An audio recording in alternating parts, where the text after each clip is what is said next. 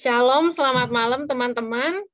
Kita kembali lagi dalam ibadah KYTB, Komunitas Yud Tumbuh Bersama di hari Rabu. Hari ini hari yang tidak biasa karena kita merayakan Hari Kartini. Speaker atau pembicara kita hari ini juga merupakan seorang Kartini zaman sekarang, yaitu Ibu Lucy. Halo Ibu Lucy, Tante Lucy. Semoga nanti firman Tuhan yang dibawakan Tante Lucy yang berjudul Woman Empowerment, kita akan belajar dari tokoh Alkitab wanita yang pemberani, yaitu dia Esther. Semoga kita bisa belajar banyak ya hari ini teman-teman. Oke? Sebelum memulai KYTB hari ini, kita akan memuji Tuhan dulu. Kita akan menyanyikan lagu Hanya Dekat Allah Saja.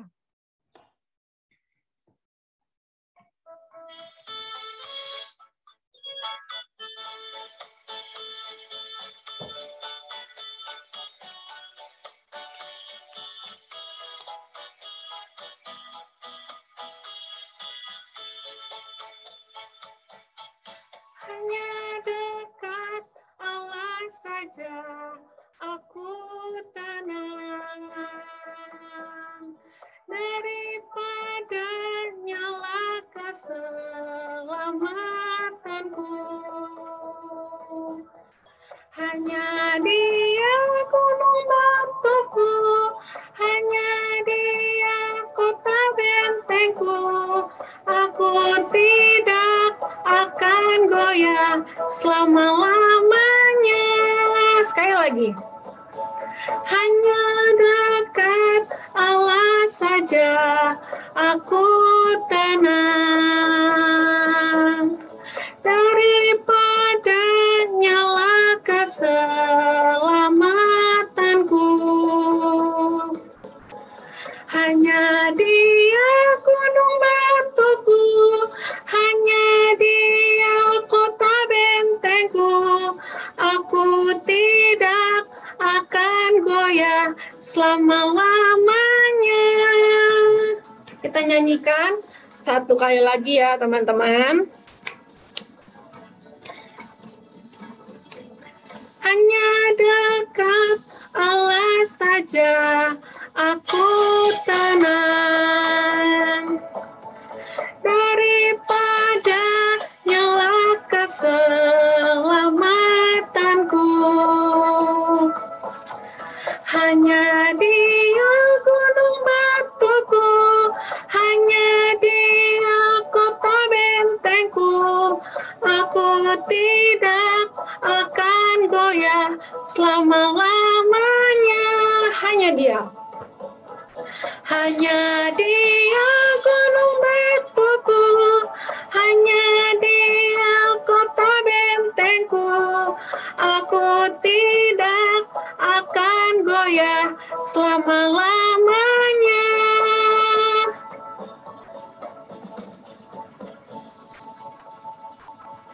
Mari teman-teman, sebelum kita memulai ibadah malam hari ini, kita bersatu dalam doa. Aku akan memimpin dalam doa. Selamat malam Tuhan, Bapa kami yang baik. Kami mengucap syukur karena Engkau telah mempersatukan kami di tempat ini, di rumah kami masing-masing, meskipun masih melalui Zoom, tapi kami mau sungguh-sungguh, kami mau semangat, dan kami mau siap untuk menghadap Tuhan. Ya Tuhan, berkatilah ibadah KYTB malam hari ini, supaya setiap puji-pujian yang kami naikkan bisa kami nikmati, juga setiap firman Tuhan yang disampaikan oleh Tante Lucy dapat kami terima dengan baik, dan hanya nama-Mu saja yang dimuliakan dalam ibadah KYTB malam hari ini. Dalam nama Tuhan Yesus kami berdoa dan mengucap syukur. Amin. Oke, selanjutnya kembali mau menyapa teman-teman. Halo teman-teman yang join, aku lihat di sini ada 150 device ya yang join. Dan kira-kira dari kalian ada nggak sih yang spesial di Hari Kartini ini? Kalau ada yang spesial, boleh dong cerita ke aku, karena jujur di umur berapa ya aku? Umur 17 ini, aku sih nggak ada yang spesial ya di Hari Kartini. Nggak ada tuh yang namanya pakai baju daerah. Kalau misalnya zaman kita SD dulu kan ada fashion show ya, yang pakai kebaya, yang pakai baju Dayak gitu, terus jalannya begini. Nah, tapi di Kartini 2021 ini kira-kira ada nggak sih yang spesial atau kalian biasa-biasa aja? Coba. Kebayaan di kantor. Oh, keren. Serius. Aku juga mau kebayaan, saya nggak bisa. Oh, kalau Kaniko mungkin di konde aja ya. Disanggul, nanti bisa panggil Bu Rini ya, nomor teleponnya ada di bawah ini, nanti tolong editor ya. Ibu Rini bisa dipanggil ke rumah, bisa kan Senja? Untuk sanggul ya, tapi seperti itulah ya. Bisa. Nah, kalau yang sekolah nih, yang sekolah mana suaranya?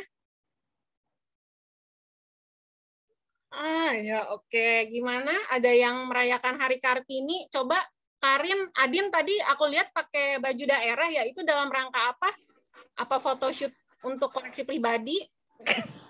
Itu kayaknya tugas sekolah kayaknya ya. Ada tugas sekolah akhirnya beride untuk pakai baju kayak gitu-gitu nih, baju kebaya. Kalau dari diri aku sendiri nggak ada yang spesial sih, biasa aja. Karena udah nggak sekolah juga. Nggak ada yang kirim bunga, nggak ada yang kirim apa, nggak ada. Mohon maaf, itu Valentine, Rin. Jangan salah tanggal. Kalau bunga ya. Temen-temen aku soalnya itu loh, kayak dikirimin bunga sama pacarnya, kayak happy Valentine, ini apa? Wanitaku gitu loh, nggak ada loh aku. Oh gitu ya. Tuh Koyo sampai enek gitu dengernya. Kayaknya itu pacaran yang terlalu unyu-unyu gitu, nggak cocok sama gayanya Koyo dan Cijo ya zaman dulu. Nggak ada kirim bunga dalam rangka Hari Kartini gitu ya. Oke, teman-teman, ngomong-ngomong soal Kartini, mungkin yang di-highlight bukan wanitanya aja sih, tapi kalau ngomongin soal Ibu Kartini, aku jadi terinspirasi mengenai kesempatan gitu loh.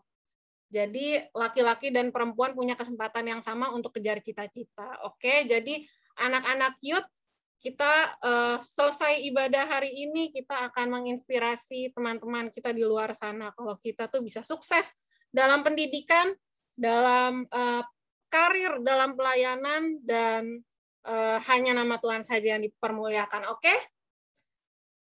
Sharing-sharing selanjutnya kita simpan buat di hari Jumat. Jangan lupa teman-teman, hari Jumat ada komsel. Kalau misalnya punya cerita atau punya kejadian lucu, kejadian unik, boleh disimpan dulu buat hari Jumat gitu. Karena kita teman-teman kalian tuh nggak sabar banget sih buat dengerin cerita kalian. Oke? Kita akan masuk ke dalam firman Tuhan yang akan dibawakan oleh Tante Lucy. Sebelumnya kita akan nyanyikan satu lagu, Tuhan adalah gembalaku. Itu. Jadi si Esther yang pemberani ini, wanita yang pemberani ini, dia mengandalkan Tuhan atau enggak? Kita simak di firman Tuhan hari ini. Sebenarnya kita nyanyi dulu ya, teman-teman.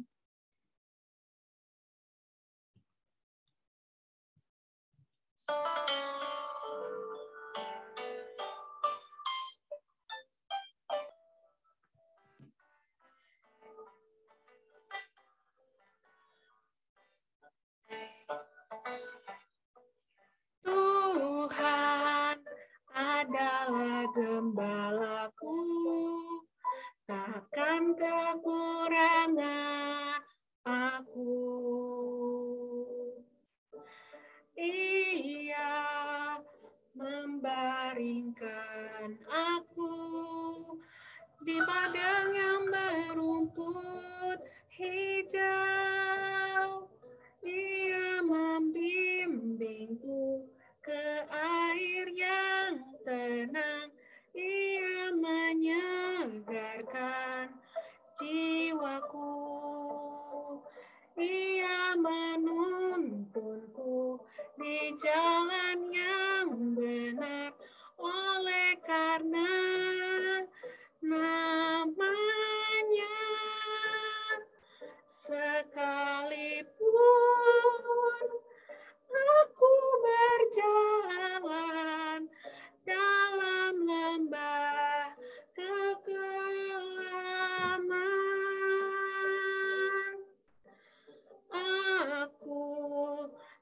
tidak takut bahaya, sebab Engkau besertaku.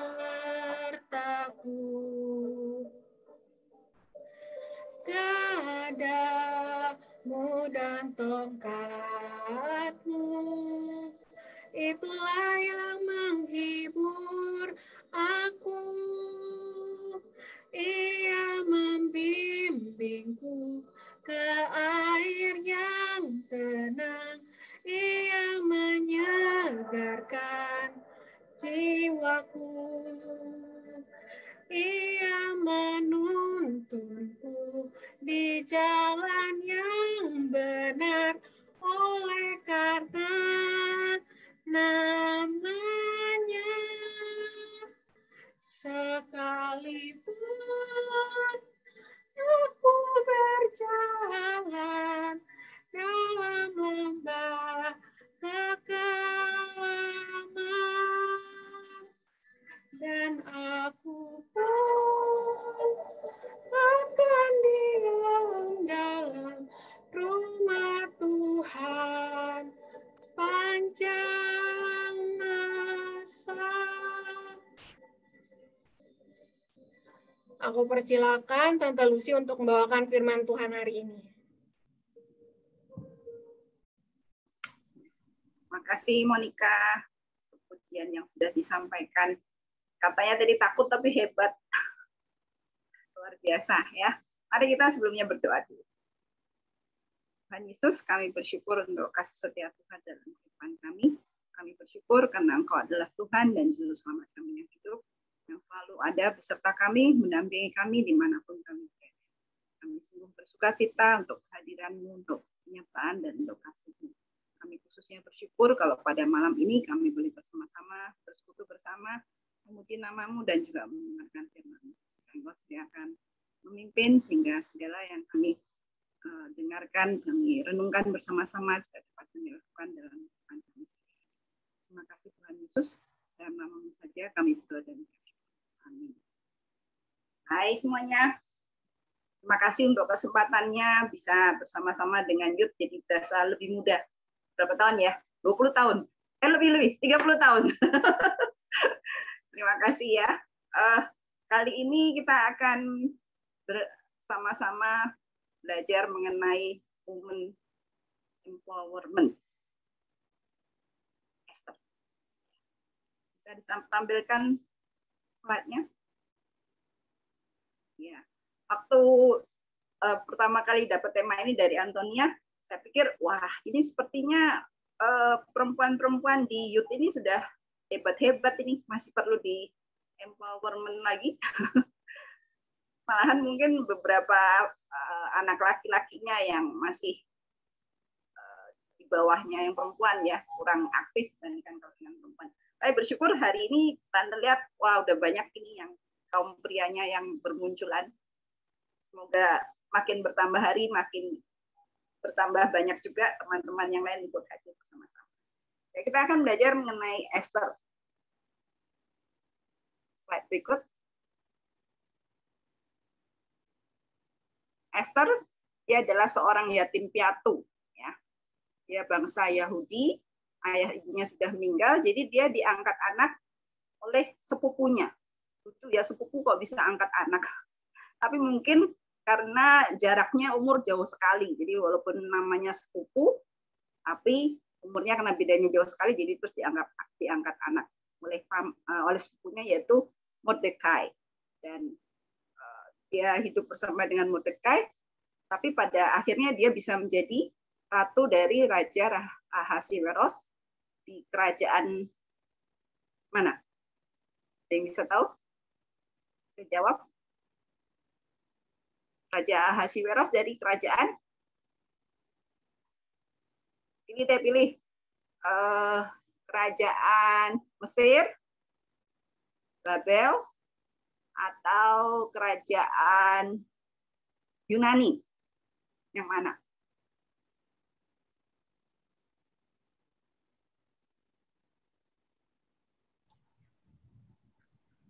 Dapat saldo OVO nih 20.000 nih nanti kalau itu bisa jawab. OVO atau Shopee? Babel. Siapa Tapi ini? nggak tahu sih. Iya, Babel. Ya, Monica nanti nomor teleponnya kasih ya. Nah, dia berhasil menjadi ratu dari kerajaan Persia waktu itu yang ada di kotanya Susan namanya ya, dari Raja Ahasiweros. Jadi ceritanya begini, si Raja Ahasiweros itu udah punya istri, udah punya permaisuri namanya Ratu Koyo. Pasti tahu nih yang kemarin nih Koyo. Yang W. Iya. Yang W jawab. Ratu Wasti. Iya, Ratu Wasti. Tante ngikutin. Habis aku ada di sebelahnya Om Jun. Oh. Ya, jadi dia udah punya permaisuri namanya Ratu Wasti. Koyo nggak dapat Shopee ya? Kan udah dapat contekan kemarin.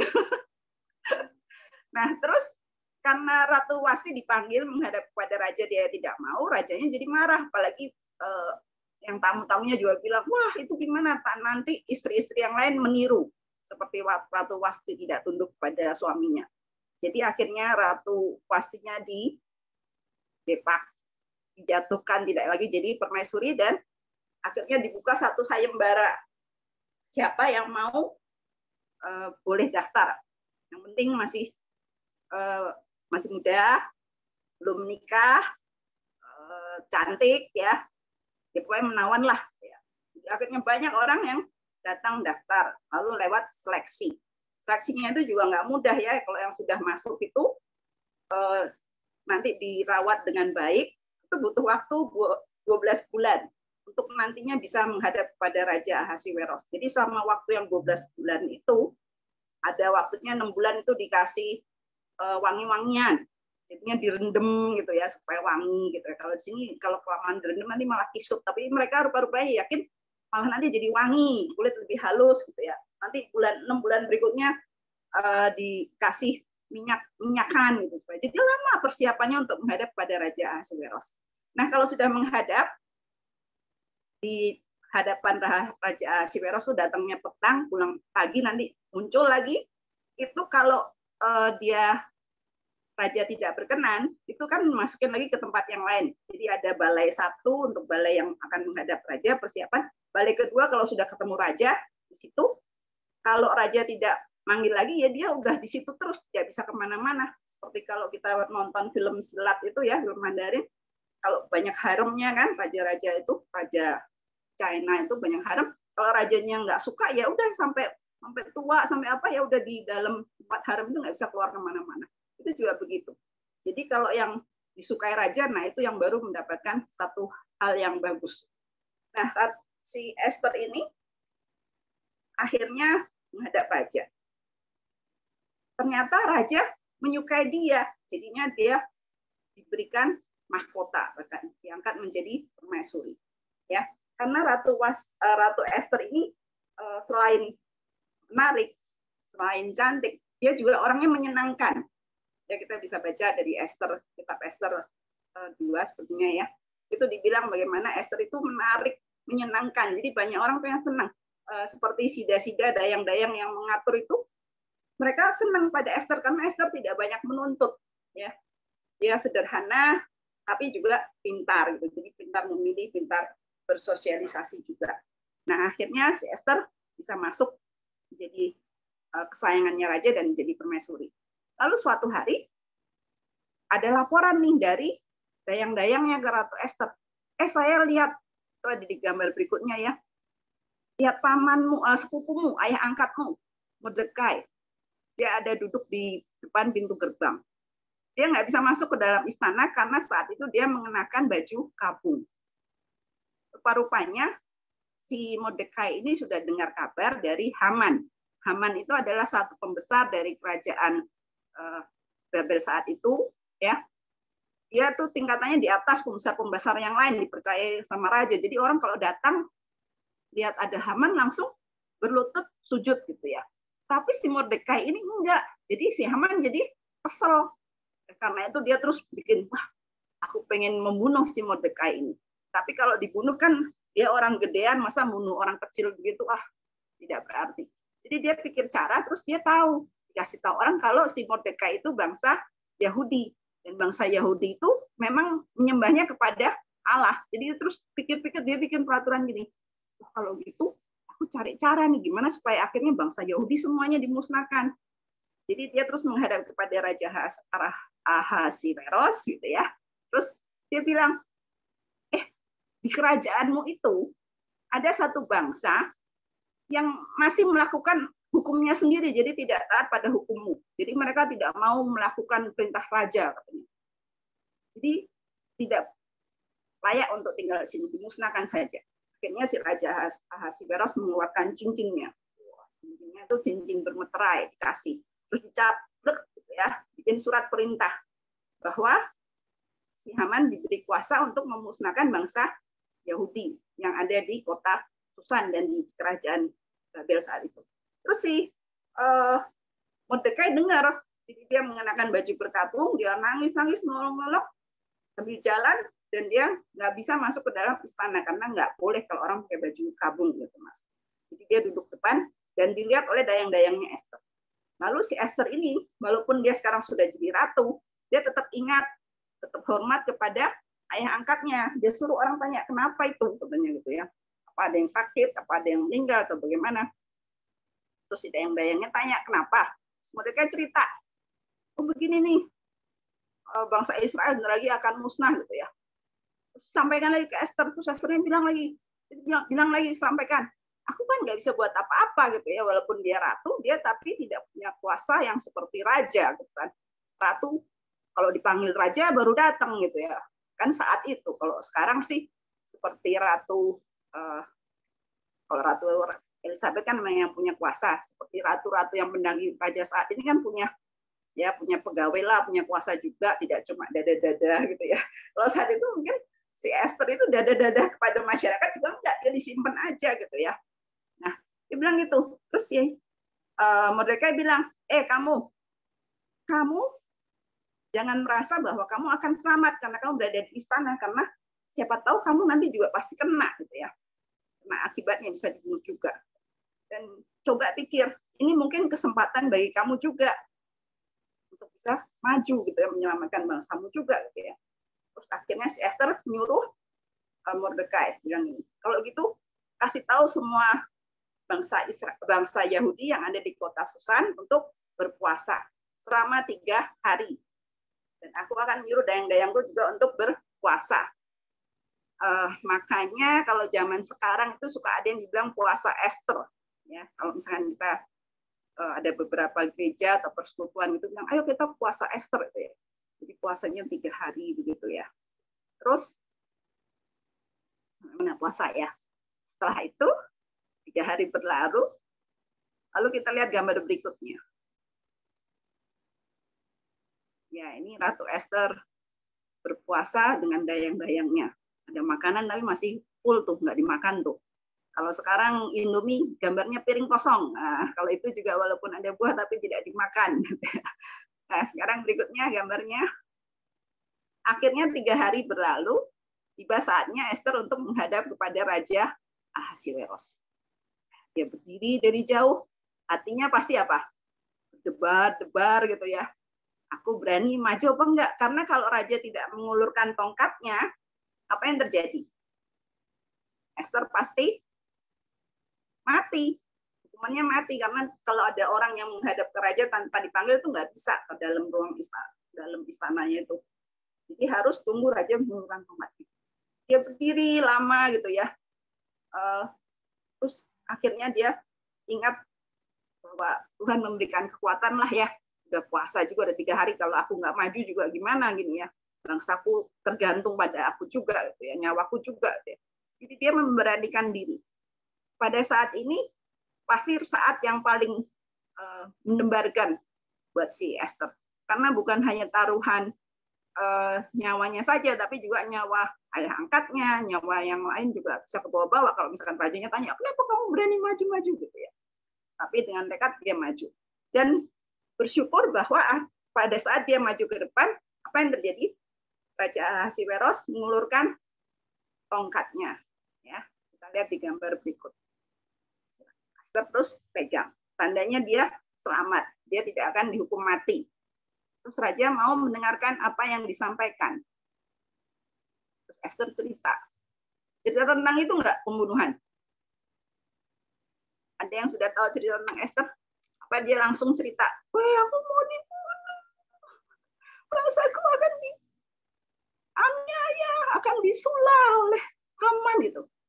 Enggak, dia malahan begini, malah ngasih undangan buat raja. Raja, aku datang mau mengajak kamu untuk datang ke tempatku, ya, makan. Raja dan panglimamu Haman, katanya, sama Haman. Wah, si raja seneng dong diajak makan, siapa yang nggak mau gitu ya. Jadi dia ajak si Haman. Wah, Haman juga seneng, bangga karena dia diundang ratu, satu-satunya tamu, yang lain enggak. Jadi cuma dia, raja dan Ratu Esther. Dia senang makan. Nah, itu yang pertama. Terus rajanya tanya nih, seneng dia karena lihat makanannya enak, Ratu Esthernya juga menarik hati, mungkin dia menyanyi atau menari gitu ya. Terus rajanya tanya, Esther, kamu mau minta apa? Mau minta apa aja? Aku kasih, bahkan setengah dari kerajaanku. Permintaan saya, besok raja datang lagi bersama dengan Haman. Ya, jadi ditunda lagi. Mungkin Esther punya pemikiran yang lain.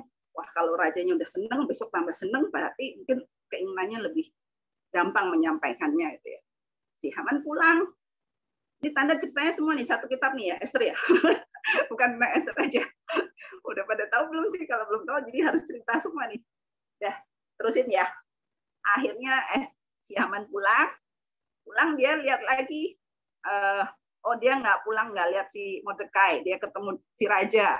Rajanya itu sebelumnya mau tidur, terus dia buka-buka kitab, dia baca ada nama Mordekai. Mordekai itu yang pernah menolong raja, jadi raja nggak jadi dibunuh. Terus dia tanya, Mordekai ini udah dikasih hadiah apa? Belum ada yang ngasih hadiah. Oh, kalau gitu kasih hadiah. Terus dia panggil si Haman. Haman panggil. Orang kalau yang sudah berjasa bagi raja dikasih hadiahnya apa? Wah, pasti aku, kata si Haman ya. Naikkan ke kuda, terus bawa keliling supaya orang melihat dia menunjukkan. Oke, kata raja. Nah, ternyata yang dijadiin pahlawan siapa?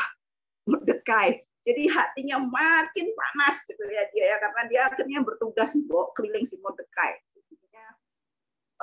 Dia makin panas, makin jengkel kepada Mordekai, tapi dia ingat, pokoknya pada saatnya nanti tiba, mati kamu gitu ya. Semuanya bangsamu juga akan mati. Nah, udah. Akhirnya besok malamnya lagi, makan lagi. Raja dengan Haman dan Esther. Nah, pada saat makan itu, baru raja tanya lagi, Esther, permintaanmu apa? Kok kamu membuat kami senang gitu ya? Terus dia bilang, nangis gitu ya. Raja, kita lihat gambar berikutnya. Apa yang terjadi? Si Esther menunjuk siapa? Ada orang yang ingin membunuh aku dan bangsaku. Wah, kurang ajar sekali, kata si raja. Siapa itu? Itu dia. Itu dia siapa? Si Haman. Hamannya kaget. Masa aku mau bunuh Ratu Esther gitu ya? Dia tidak tahu kalau Esther itu bangsa Yahudi. Karena waktu Esther masuk ke istana, Mordekai udah pesan, kamu jangan ngaku kalau kamu tuh orang Yahudi. Jadi tidak ada orang istana yang tahu. Makanya Haman kaget sekali.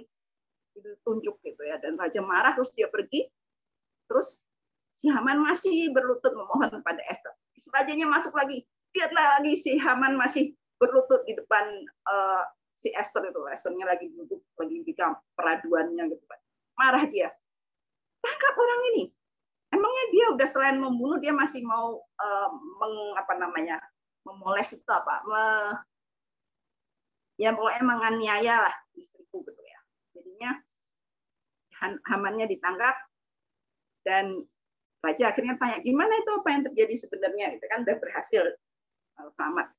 Si Esther terus bilang, cerita bahwa si Haman itu sudah mengeluarkan perintah untuk membunuh bangsa itu. Terus tapi raja bilang, karena surat ketetapannya sudah pakai cincin meterainya, pakai stempel, itu nggak bisa diubah. Yang bisa itu dilakukan yaitu bikin surat baru lagi. Jadi bikin kepres, bukan kepres namanya, Kepra, keputusan raja, bikin putusan lagi yang baru. Bikin di situ dibilang apa?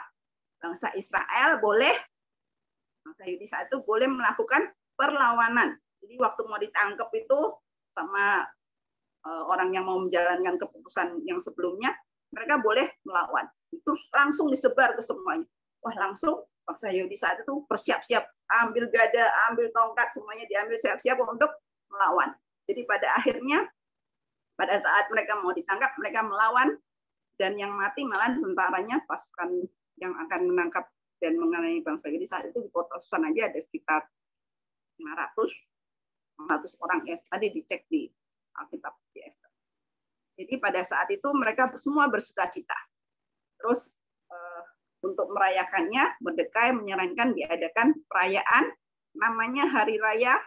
Ada yang tahu lagi? 20.000.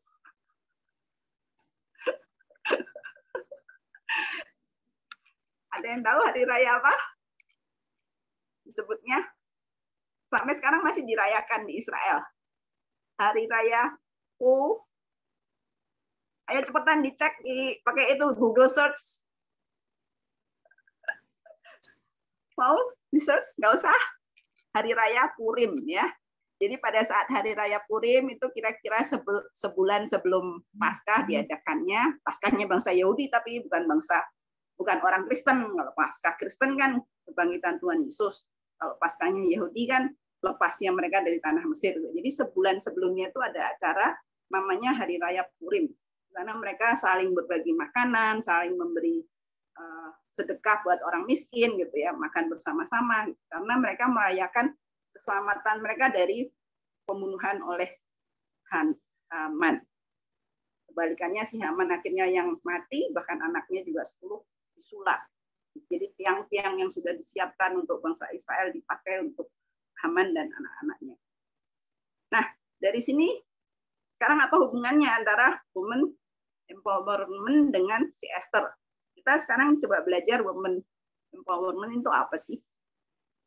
Dilihat dari slide berikut. Digedein dulu ya, tante juga matanya udah ini. Di situ kita bisa baca women empowerment merupakan salah satu cara bagi para perempuan untuk mendapatkan kesetaraan dan pengakuan akan potensi dan kemampuan yang dimilikinya. Jadi sekarang ini lagi gencar-gencarnya ada women empowerment. Ini bacanya aja susah kalau buat tante. Jadinya kita sebut aja pemberdayaan perempuan ya. Itu adalah salah satu cara dari perempuan untuk mendapatkan kesetaraan. Jadi dianggap sama antara perempuan dan pria. Bukan hanya dianggap ya, tapi benar-benar setara sama. Jadi laki dan perempuan itu sama saja. Seperti iklan KB zaman dulu. Jangan sampai nunggu anaknya laki dapat anak perempuan 10 masih terus gitu ya, nunggu sampai dapat yang laki. Tapi enggak, laki perempuan sama, terus potensi dan kemampuan yang dimiliki juga harus diakui. Jangan karena perempuan terus misalkan sama-sama dapat nilai 8 mau masuk universitas, terus dilihat dulu ini gendernya apa nih, male atau female, perempuan atau laki, oh kita milih yang laki aja gitu ya, nggak bisa ya, jadi harus sama. Kenapa hal ini penting ya? Karena banyak sekarang perempuan sekarang itu ada terkhususnya di negara-negara berkembang yang sulit untuk mengembangkan dirinya karena dianggap perempuan itu harus di dapur aja gitu ya, kalau kata orang-orang tua zaman dulu ya. Beda lah kalau ada uang, biar yang laki saja yang belajar ya, yang perempuan mah nggak usah, nanti juga paling belakangan juga nikah katanya gitu ya, diambil orang gitu ya. Padahal sebenarnya enggak, harusnya laki dan perempuan itu sama selama kamu punya potensi, selama kamu mampu, harus belajarlah semampunya, jangan terus karena itu batasin gitu ya. Tante ingat waktu si Rifani mau berangkat ke Belanda, kan tante bawa ke dokter THT karena dia punya masalah dengan telinga dan suka hidungnya mampet gitu ya, jadi harus sedia obat-obat gitu ya, obat semprot, obat untuk alerginya. Lalu sampai sana dokter THT-nya tuh udah cukup usianya, udah cukup lanjut, umur mungkin 75-an gitu ya. Terus kan Nanda bilang, dok minta obat gitu buat persediaan karena mau pergi kemana, mau ke Belanda gitu, mau studi. Jauh amat, dia bilang gitu. Punya saudara? Enggak. Ada teman? Enggak. Kok berani? Anak perempuan kok pergi jauh? Berani? Kok dikasih? Katanya gitu ya. Nah, itu tanda-tandanya salah satunya bahwa masih ada orang yang berpikir bahwa kalau perempuan itu jangan pergi jauh. Yang boleh pergi jauh itu hanya laki-laki. Padahal enggak gitu ya. Waktu selesai juga Tiffany juga heran. Masih bertanya gitu. Padahal kan dokter THT itu kan berarti udah ambil dokter umum, masih ngambil dokter spesialis, kan pinter sekali berarti kan ya. Tapi ya memang masih ada yang begitu ya. Nah, berikutnya, layar berikutnya kita baca lagi.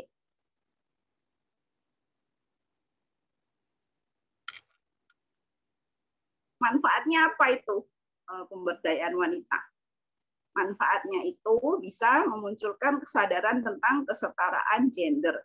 Jadi, karena ada gerakan women empowerment, pemberdayaan wanita, pemberdayaan perempuan, orang jadi sadar, tahu bahwa tidak boleh membeda-bedakan antara laki dan perempuan. Terus misalkan, oh kalau laki itu bolehnya warna biru, kalau perempuan bolehnya warna merah. Enggak juga sih. Ada yang warna laki juga senang pakai baju merah. Jangan terus kita bilang, wah kamu perempuan ya. Enggak, itu hanya masalah kesukaan. Lalu karena ada pemberdayaan perempuan juga bisa meningkatkan perekonomian perempuan. Karena dia diberdayakan, makin pintar, punya skill, dia bisa bekerja untuk meningkatkan ekonominya dia, juga meningkatkan ekonomi keluarga. Asik kan? Coba kalau nggak diberdayakan. Ya nggak bisa ngapa-ngapain gitu ya. Tapi karena ada pemberdayaan, dilatih, gitu ya, dia bisa meningkatkan ekonomi keluarganya. Lalu pemberdayaan wanita perempuan juga bisa memberikan perkembangan terhadap wanita. Jadi dia mengedukasi dirinya, mendidik dirinya sendiri untuk belajar. Belajar tentang segala hal yang berguna. Jangan belajar hal yang nggak berguna ya. Kalau nggak berguna dipelajarin itu namanya buang waktu. Jadi kalau belajar harus bisa dipergunakan. Seperti kalau Tante kadang nonton film Korea buat ya menghabiskan waktu menonton, tapi nggak sia-sia aja. Ada yang bisa dipelajari dari hal-hal itu. Misalkan, oh ternyata di sana kalau pergi bisa naik MRT gitu ya. Dulu kan zaman dulu Jakarta belum ada, jadi terus bisa belajar dari situ. Terus bisa lihat, ternyata kalau banyak bunga bagus juga. Kalau lagi spring itu lihat bunga gitu ya. Jadinya harus mencari hal yang bermanfaat. Misalkan kita nonton ada keluarga yang begini, terus kita bisa tahu, oh itu ternyata harusnya begini. Jadi jangan sampai hubungan keluarga berantakan. Kalau kita nontonnya cuma nonton doang, terus cuma ketawa, menangis, itu tapi nggak ada masukan, ya nggak berarti juga ya. Yang berikutnya yang terakhir tadi, dari gambar yang tadi, bisa berdampak positif dalam kehidupan bagi semua. Jadi dampak positifnya itu bukan hanya bagi si perempuan itu, tapi juga bagi lingkungan semuanya. Misalkan kalau perempuannya tambah pintar kan banyak orang yang bisa menikmatinya, ikut menikmati. Seperti Monica, mungkin tadinya kan nggak terbiasa dengan media gitu ya. Dia mau meningkatkan dirinya, belajar, terus bisa media. Akhirnya yang menikmati bukan hanya dia, bukan hanya kaum perempuan, tapi semuanya. Orang laki-laki juga bisa menikmatinya kan sama-sama ya. Nah sekarang hubungannya dengan Esther bagaimana? Lihat gambar berikutnya. Dari cerita yang tadi, cerita yang singkat tadi, kita bisa lihat bagaimana sikap si Esther itu. Si Esther itu dia orang yang pertama yang mana ya? Gigih. Bayangkan, dilatihnya selama 12 bulan. Itu kalau nggak gigih, kalau nggak tekun, capek, dia direndam terus gitu ya mungkin ya. Tapi dia gigih, tekun menjalaninya, walaupun susah, walaupun tidak menyenangkan, dia tetap menjalaninya. Kan ditinggal di situ jauh dari orang tua, jatuh dari keluarga gitu ya. Tapi dia tetap gigih untuk mencapai cita-citanya. Jadi kalau misalkan salah satu dari pemberdayaan wanita itu, perempuan tuh harus tahu bahwa dia tuh punya hak, punya kemampuan untuk bermimpi. Dan mimpinya itu harus berusaha dilaksanakan supaya tercapai. Jadi dia harus gigih, berusaha berjuang untuk cita-citanya. Jangan cuma bermimpi Dan mimpi doang, benar-benar cuma diranjang doang, ya itu nggak ada hasilnya nantinya ya. Selain itu, kita lihat lagi yang di atas, mau belajar. Si Esther dia mau belajar, dia menyesuaikan diri dengan kehidupan istana. Yang tadinya mungkin dia nggak bisa make up, nggak bisa dandan, terus dia jadi tahu, oh ternyata kalau begini jadi lebih cantik. Terus bagaimana sikapnya menghadap raja gitu ya. Mungkin kalian pikir, kok belajarnya kayak begitu sih, tuh belajar yang cewek banget gitu ya. Masa woman empowerment kita belajar begituan? Ya kan ini yang zaman dulu. Kalau zaman sekarang ya belajarnya beda mungkin. Mungkin kalau sekarang belajarnya apa? Excel, belajar Photoshop, atau belajar animasi atau belajar apa gitu ya yang berguna untuk masa depan yang bisa dipakai. Zaman sekarang kan zaman ya, pakai online begitu ya. Atau yang udah tua aja yang nggak bisa apa-apa tadinya, akhirnya mau nggak mau harus belajar juga pakai online. Bikin begini, gambar-gambar begini tadinya mana bisa. Akhirnya ya udahlah berusaha. Ya, jadi kita juga harus gigih terus mau belajar, mengedukasi diri kita sendiri. Jangan mau kalah dengan orang lain. Kalau yang laki bisa, kita juga harus bisa. Dan orang laki juga harus memberi kesempatan. Jangan merasa perempuan belakangan aja, yang penting laki dulu. Enggak ya. Kita punya hal yang sama, punya kesempatan yang sama untuk belajar. Lalu Esther ini yang terutama sikapnya itu yang tadi sudah disebutkan oleh Monica, berani. Dia sungguh berani itu ya. Dan terasa kalau dilihat dari sini nih, yang paling hal dari gambar ini, yang paling deg-degan itu, yang paling catch my eye, itu gambar yang ketika dia lagi ngumpet, dia mau masuk, itu saat yang paling krusial buat dia. Karena maju mundur gitu. Kalau dia nggak berani, ya dia ngumpet terus di belakang tirai gitu, nggak bakal maju-maju. Tapi karena dia berani, dia bisa maju. Apa sih Esther itu berani karena dia tidak punya rasa takut? Orang kan kadang-kadang bilang gitu kan, lu emang berani, lu nggak ada takutnya gitu ya. Padahal enggak. Berani itu bukan berarti karena kita tidak punya rasa takut. Tapi berani itu karena kita bisa menguasai, bisa mengatasi rasa takut kita. Jadi itu baru namanya berani. Kalau nggak punya rasa takut itu namanya apa ya? Nekat apa ya? Kalau orang justru yang nggak punya rasa takut itu namanya bukan berani karena emang nggak takutnya gitu. Tapi kalau kita emang udah rasanya takut menghadapi sesuatu, tapi kita akhirnya bisa mengatasinya, melawannya, nah itu namanya benar-benar berani. Ya. Jadi kalau misalkan kita berani lawannya kecil gitu ya, itu namanya bukan berani, ya memang udah begitulah. Karena kamu nggak takut orang yang kecil, tapi coba kita berani menghadap orang yang gede, wah. Tapi kalau kita berani menghadap orang yang gede, harus pakai taktik. Jangan pokoknya maju aja, hajar bleh gitu ya. Kan belum tentu berhasil, malah kita yang ditonjok biru matanya ya. Kita juga harus apa? Bijaksana. Seperti tadi, waktu dia menghadap raja tadi, dia nggak main tuduh sana tuduh sini. Nah, itu si Haman begini gitu ya. Tapi dia berpikir dengan bijaksana, cari akal. Gimana caranya nih supaya raja mau mendengarkan dia, supaya dia tidak dibilang apa? Penghasut. Menghasut itu orang percayaan raja dihasut gitu ya. Tidak, si Esther itu bijaksana, dia mikirkan caranya gimana. Oh, kalau orang sudah senang, orang hatinya gembira, biasanya mau mendengar dengan baik. Biasanya dia mau mendengarkan orang curhat gitu ya. Terus apa yang didengar itu rasanya menyenangkan di telinga apa yang diomong. Kalau kita misalkan menghadapi orang yang sudah nggak suka, kita ngomong apapun juga pasti dianggapnya apa? Jelek, negatif. Karena itu kita juga harus bijaksana saat kita menghadapi kesulitan. Kita pikirkan bagaimana cara sebaiknya. Terus selain bijaksana, tadi ada tulisan di bawah itu, menyenangkan. Si Esther ini menyenangkan, makanya dia bisa masuk menjadi ratu.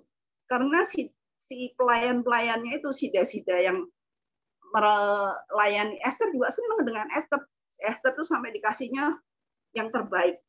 Karena sikapnya itu bukan hanya cantik, tapi dia membuat orang lain tuh suka kepada dia. Ya bisa dibaca nanti tunjukin deh ayatnya. Bisa dibaca, disebutkan menyenangkan. Kalau kita menyenangkan tuh orang lebih gampang untuk menerima. Tapi kalau kita menyebalkan, kayaknya orang lagi ngomong juga langsung diem kalau kita lewat. Semoga nggak seperti itu ya. Terus ada lagi itu tadi tulisan taat. Dia taat kepada siapa? Ada Mordekai. Walaupun Mordekai itu hanya ayah angkat.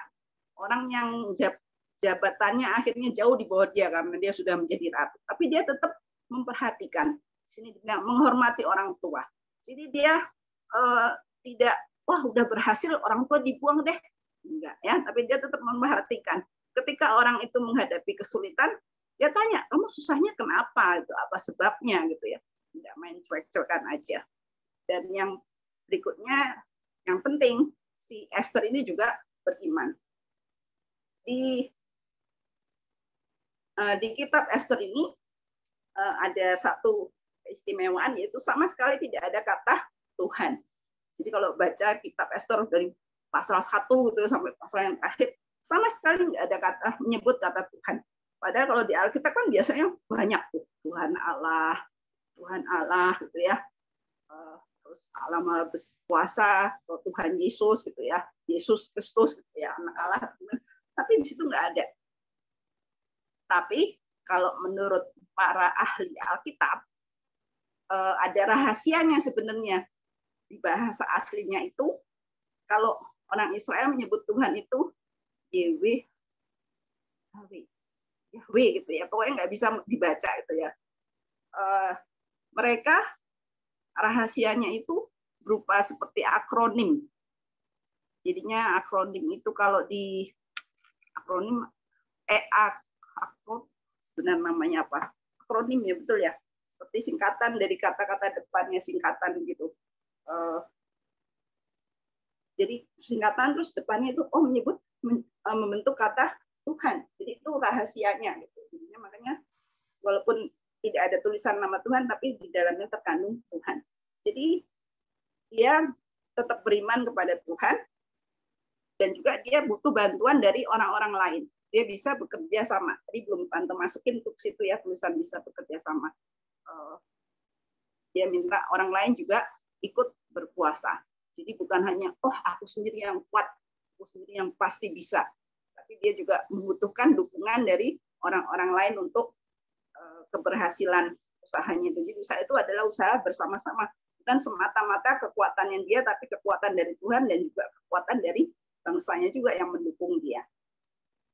Terus satu hal yang kita ingat juga dari Alkitab, kita bisa baca yang terakhir ini dari Kejadian 1 ayat 27. Bisa salah satu bacakan.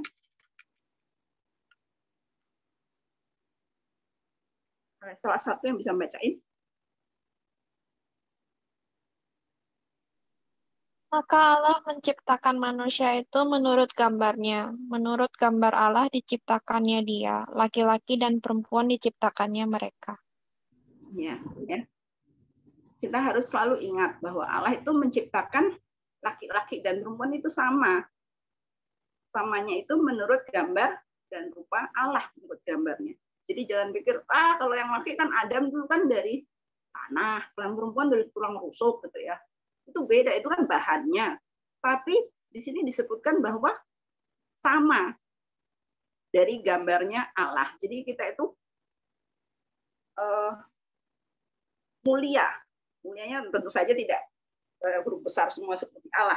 Tapi kita itu memiliki jiwa yang mulia. Kehidupan kita itu mulia karena kita diciptakan segambar dan serupa dengan Allah. Jangan ada satu orang pun yang merasa dirinya tuh nggak berguna, nggak berarti. Tapi kita harus tahu bahwa kita semua diberi kesempatan yang sama, diberi anugerah yang sama oleh Tuhan. Jadi jangan ada yang merasa minder. Ada orang yang bilang bahwa, ini Kartini deh, Kartini yang bilang deh, banyak hal yang bisa menjatuhkanmu. Tapi satu-satu hal yang bisa menjatuhkanmu adalah sikapmu sendiri. Ya. Banyak hal yang bisa menjatuhkanmu, tapi satu-satunya hal yang akan menjatuhkanmu adalah sikapmu sendiri. Itu maksudnya kalau kita sebenarnya kita punya kesempatan kadang-kadang gitu ya. Tapi kita nggak berani mengambil kesempatan itu. Kita diemin aja. Enggak, aku nggak berani, aku nggak bisa, aku nggak, nanti dilihat orang gimana gitu ya, jelek. Gitu. Tapi kalau kita ingat-ingat yang jelek-jelek terus gitu, kita nggak bisa maju gitu ya. Seperti Tante sendiri juga pelayanan di musik. Sebenarnya Tante kan nggak pernah les, nggak pernah apa gitu. Jadi sebenarnya nggak terlalu bisa. Kadang mungkin ada orang bilang mainnya cuma segitu-gitu doang. Tapi kalau nggak ada yang main juga gimana gitu ya. Akhirnya kan itu. Jadi akhirnya ada satu keterpaksaan dan akhirnya ya udah memberanikan diri kita lakukan. Dan Tuhan ternyata juga tetap bisa pakai walaupun nggak hebat-hebat amat. Tapi ya bisa membuat orang memuji Tuhan lah gitu ya. Dan puji Tuhan sekarang Tante lihat banyak yang muda-muda juga lebih hebat. Dan Tante berharap bahwa mereka itu juga akan menjadi orang yang mau melayani Tuhan itu dengan keberanian dari Tuhan. Jangan merasa takut, jangan merasa ragu. Belum tentu bisa. Kuncinya susah. Tapi harus belajar, mencoba. Karena yang tua-tua saja berani malu. Yang muda pasti harus lebih berani ya. Nggak bakal malu-maluin loh yang muda ya. Jadinya kita harus ingat bahwa Tuhan itu tidak membedakan laki-laki dan perempuan. Semuanya sama di mata Tuhan. Yang penting kita mau nggak pakai kesempatan itu. Mau nggak kita untuk belajar, meningkatkan diri kita sendiri, membuat diri kita itu lebih mulia. Mulia dalam tanda kutip ya. Karena kita udah mulia gitu. Maksudnya lebih berarti bisa mengembangkan diri kita sendiri. Jangan kita sudah merasa puas dengan apa yang kita punya. Udah cukup segini. Buat apa dilanjutkan lagi? Cukuplah, orang udah seneng kok bisa nyanyi gitu ya. Enggak dong, harus berusaha, berlatih supaya lain kali lebih baik lagi. Jangan kesalahan yang dulu makin banyak salahnya di permainan berikutnya ya. Kadang-kadang kalau pelayanan kan banyak dengar kritik sana kritik sini terus ya aku udah melayani capek-capek malah dikritik gitu ya. Terutama kalau anak perempuan biasanya kan terus nangis gitu ya. Enggak, kita harus kuatkan hati kita. Aku melayani untuk Tuhan, tujuanku untuk menyenangkan hati Tuhan. Jadi kalau ada kritik didengarkan, terus kita terima. Kalau memang kita tidak bagus, ya kita berlatih untuk lebih bagus lagi. Dan ini juga empowerment untuk kaum pria. Jangan mau kalah sama yang perempuan. Kita lihat di gereja juga yang banyak kebaktian, yang ikut itu yang aktif yang perempuan. Kaum pria punya hak yang sama. Jadi empowerment itu juga untuk kaum pria nih kali ini ya. Jangan merasa perempuan kan lebih banyak waktunya. Siapa bilang? Kita sibuk juga loh. Sibuk pakai krim, sibuk tapi harus punya waktu untuk melayani Tuhan bersama-sama. Terus yang laki juga harus memberi kesempatan. Jangan merasa perempuan belakang. Yang laki maju duluan. Jadi kalau apa-apa di bimbang, laki dulu dong. Siapa tuh? Pasti yang laki lebih bagus. Belum tentu gitu ya. Yang perempuan juga bisa bagus. Yang laki harus memberi kesempatan. Kalau misalkan kamu punya ibu atau punya anak, nanti ya punya adik atau kakak perempuan, mereka mau belajar, kasih kesempatan, jangan dibilang belajar mulu gitu ya. Aku dong gitu ya. Jangan, tapi ya kasih kesempatan mereka karena mereka juga punya hak untuk maju. Sama seperti orang yang tidak bisa apa-apa, tapi kalau mau belajar dia pasti bisa, sama seperti yang manapun juga. Asal dikasih kesempatan, memakai kesempatan itu untuk menjadi lebih baik lagi. Dan jangan lupa selama kita mengembangkan diri kita, belajar dengan lebih baik lagi, kita tetap ingat bahwa Tuhan adalah segalanya. Takut akan Tuhan adalah awal dari pengetahuan. Jadinya harus tetap disertai dengan takut akan Tuhan. Terus tadi juga ada taat ya. Jangan terus merasa kita udah, perempuan udah hebat nih. Suami misalkan kita nanti sudah menikah, kan sama nih laki sama perempuan. Buat apa aku tunduk sama kamu?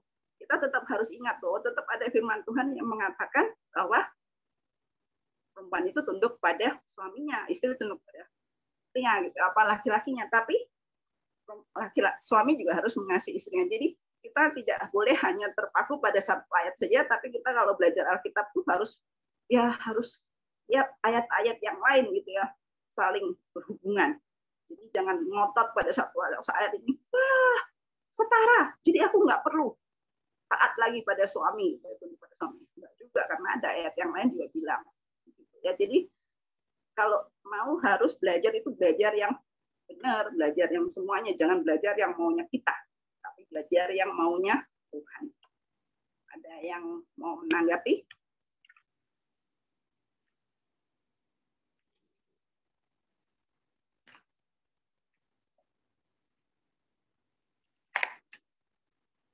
Kalau tidak ada, balik pada Monica. Oh, sebelumnya satu lagi dia quiz Shopee.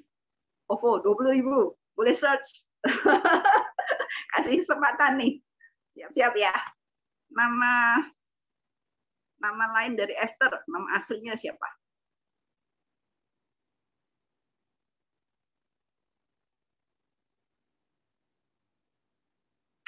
Yang tahu nggak?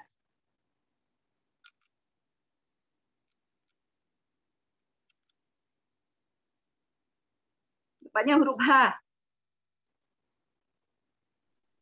Hadasa. Siapa yang bilang ini? Hadas. Iya, Anton. biasa. Antonia dapat 20.000. Nomor telepon udah ada ya. Kamu ada Shopee atau OVO account. Lumayan loh kalau Shopee kamu bisa dapat makan gratis.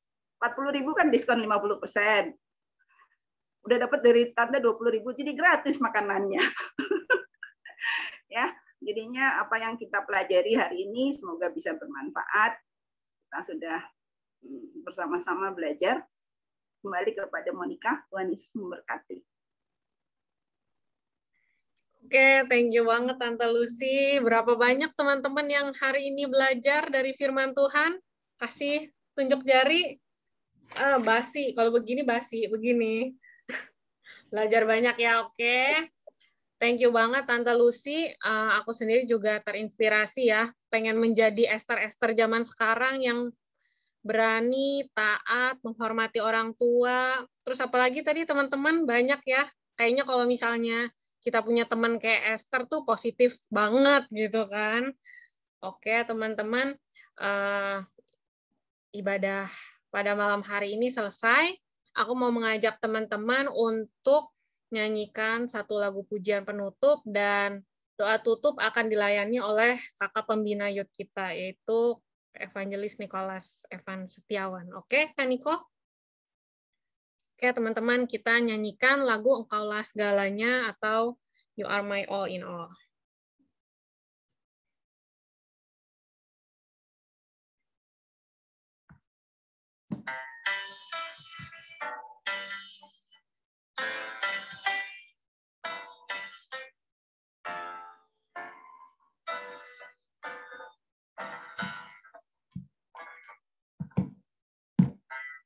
Engkaulah kekuatanku, Engkaulah kemuliaanku, Engkaulah segalanya.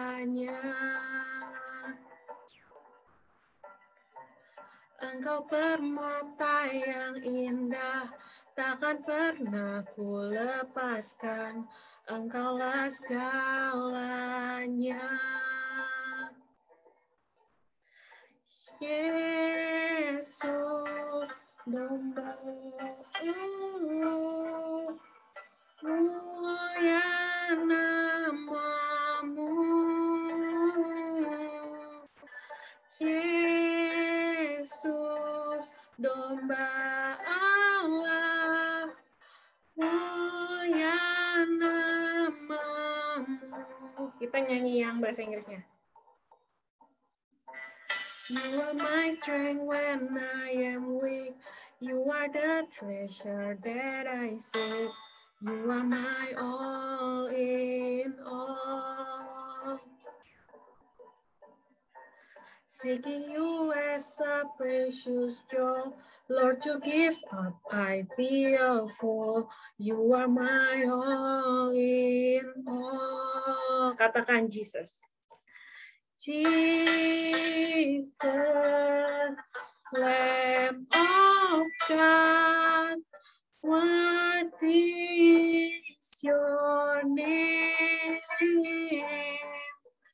Jesus, Lamb of God, what is your name?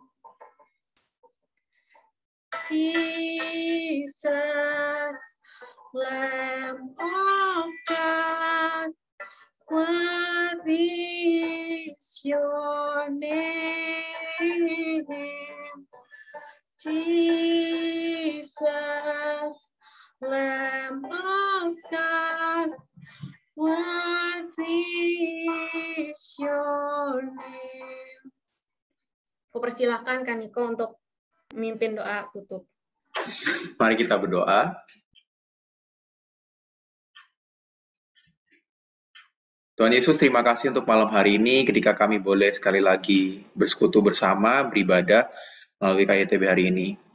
Terkhusus hari ini kami bersyukur Tuhan karena banyak teman-teman yang boleh kembali bergabung bersama dengan kami, dan kami boleh sekali lagi memuji Tuhan, boleh juga kembali diingatkan dan disegarkan kembali oleh kebenaran firman Tuhan yang boleh kami dengarkan.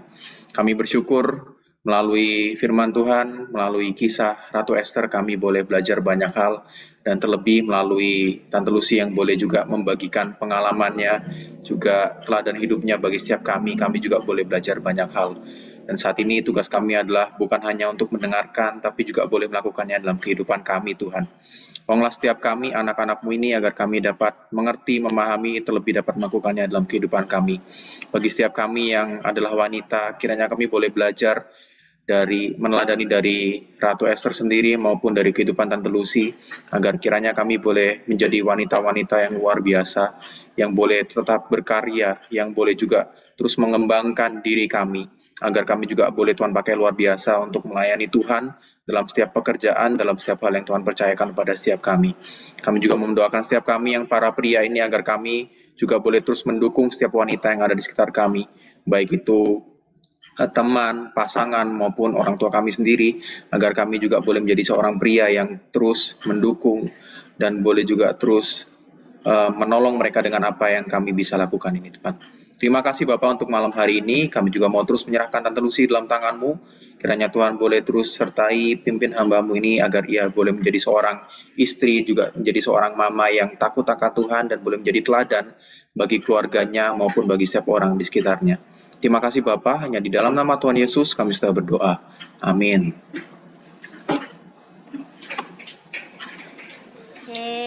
Thank you Monique, thank you Tante Lucy, thank you Nia. Untuk Monik dan Tante Lucy, thank you banget Tante Lucy untuk sharingnya.